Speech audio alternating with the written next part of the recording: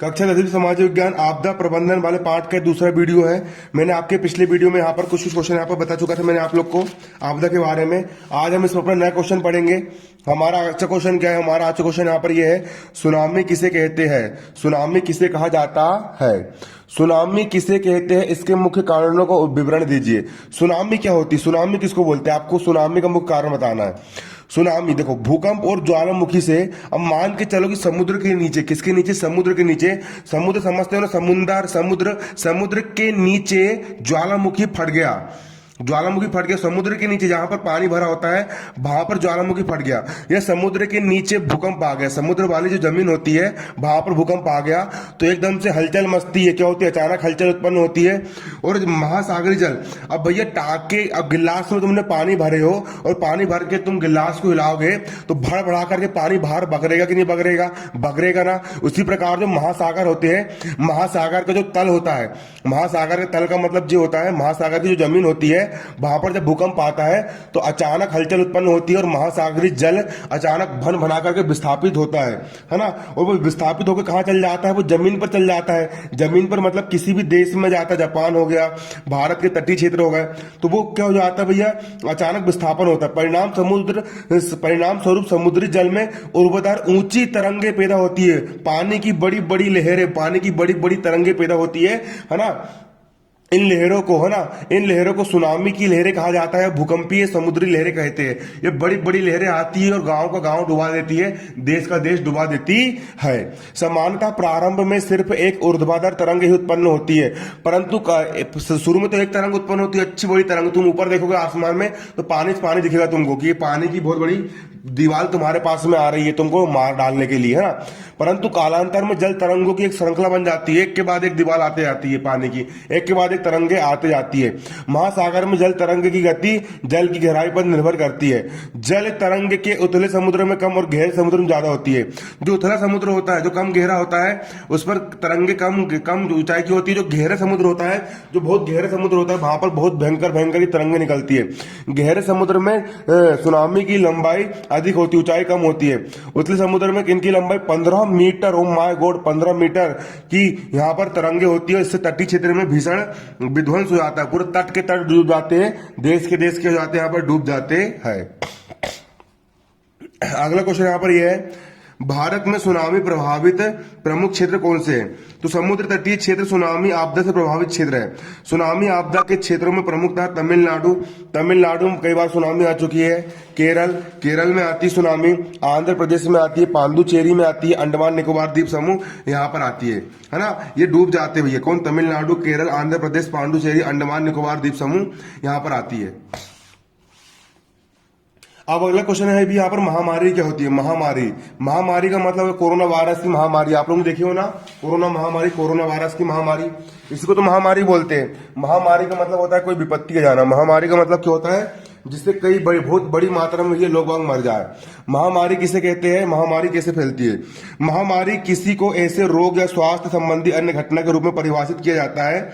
महामारी को किसी रोग, कोई रोग फैल गया, कोई बीमारी फैल गई या स्वास्थ्य संबंधी घटना फैल गई, कोरोना वायरस जैसे कि, जो असाधारण या अप्रत्याशित रूप से बड़े पैमाने पर फैल जाती है, बहुत बड़े पैमाने पर फैल जाती है। महामारी या प्रकोप की स्थिति तब होती है जब किसी रोग विशेष से ग्रस्त मामले की संख्या बहुत ज्यादा बढ़ जाए। सबको ये मलेरिया होने लगा तो मतलब मलेरिया की महामारी फैल गई। सबको डेंगू होने लगा तो डेंगू महामारी फैल गई। सबको कोरोना होने लगा तो कोरोना की महामारी फैल गई। इससे आपातकालीन नियंत्रण उपाय करना आवश्यक हो जाता है। महामारी के कारण विषाणु का मतलब होता है वायरस। देखे ना आप लोगों ने, वायरस फैल रहा, कोरोना वायरस। जीवाणु मतलब बैक्टीरिया, प्रोटोजोआ या कवक होते हैं।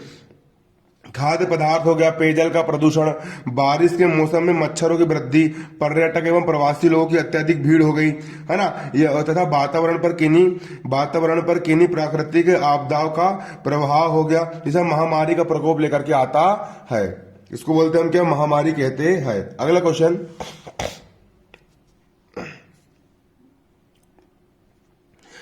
यहां पर यह है अगला क्वेश्चन यहाँ पर हमारा क्या है, बाढ़ के प्रभाव को स्पष्ट कीजिए। किसके प्रभाव को स्पष्ट करना है, बाढ़ के प्रभाव को स्पष्ट कीजिए। तो बाढ़ का प्रभाव, जब बाढ़ आती सब तरफ पानी पानी भरा जाता है, पूरे जंगल जमीन सब डूब जाते हैं, तो बाढ़ एक विनाशकारी आपदा है। मानव जीवन को बाढ़ नियंत्रित निम्न प्रकार से करती है। पहला, संपत्ति की हानि। अब पूरा पानी भरा के सब जगह, तो तेज गति से बहने वाले पानी के कारण पूरे भवन डूब जाते, भवनों को हानि पहुंचती है।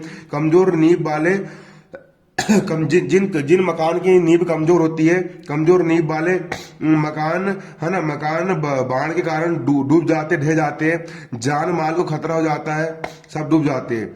दूसरा, मृत्यु तथा जन स्वास्थ्य। बाढ़ में डूबने से लोग और मवेशियों की मृत्यु हो जाती है। जितने भी लोग होते, जितने भी मवेशी जानवर वगैरह होते हैं, उन सबकी मृत्यु हो जाती है। महामारी फैल जाती है, अतिसार, विषाणु संक्रमण, वायरस फैल जाता है, मलेरिया जैसे रोग फैल जाते हैं भैया, और बीमारी भी फैल जाती है पानी में, बिल्कुल, है ना। आपने देखे होंगे जब बाढ़ के बहुत सारे वीडियो वायरल हुए थे, कैसे जानवर लोग भेजे जा रहे थे। जल आपूर्ति में व्यवधान, है ना, बाढ़ के कारण पीने का जितना भी पानी होता है पूरा दूषित हो जाता है। सब तरफ पानी तो पानी होता है, लेकिन गंदा पानी होता है तो अपन पी नहीं सकते, जिससे पीने के स्वच्छ पानी का अभाव हो जाता है। फसल एवं खाद्य पूर्ति, अचानक आने वाली बाढ़ों से पूरी फसल नष्ट हो जाती है और जमा किया गया भंडारित अनाज खराब हो जाता है। अगला है मृदा संरचना में परिवर्तन। बाढ़ से मृदा के गुण बदल जाते हैं, मिट्टी के गुण चेंज हो जाते हैं। ऊपरी सतह के अपरदन के कारण मृदा कम उपजाऊ हो जाती है। जो उपजाऊ मिट्टी होती है वो तो बह जाती है और कम उपजाऊ मिट्टी ऊपर हो जाती है।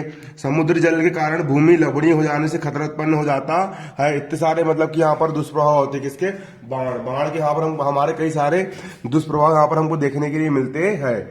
बाढ़ के बहुत सारे हमारे क्या होते हैं, दुष्प्रभाव देखने के लिए मिलते हैं। किसके दुष्प्रभाव, बाढ़ के दुष्प्रभाव देखने के लिए मिलते हैं।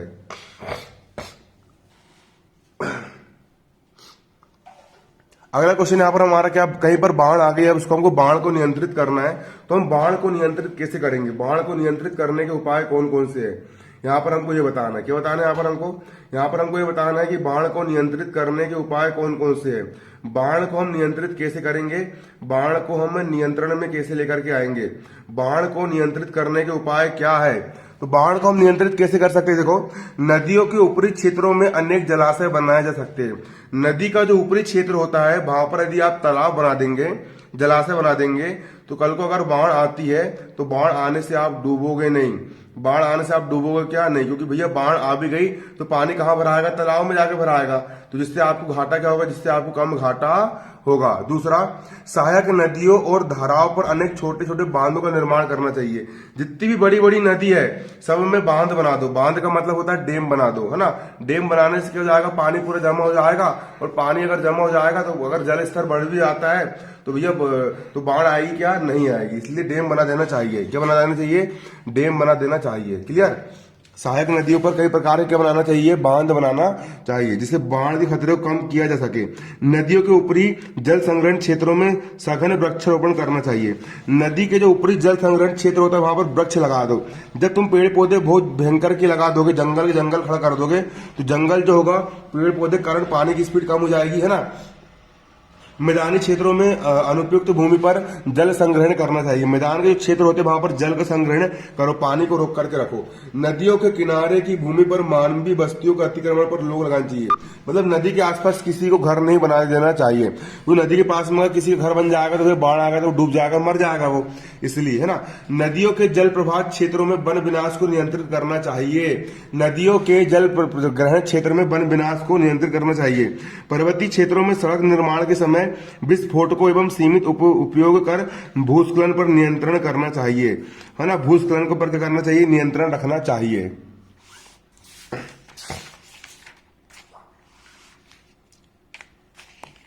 धन्यवाद। जय हिंद, जय भारत।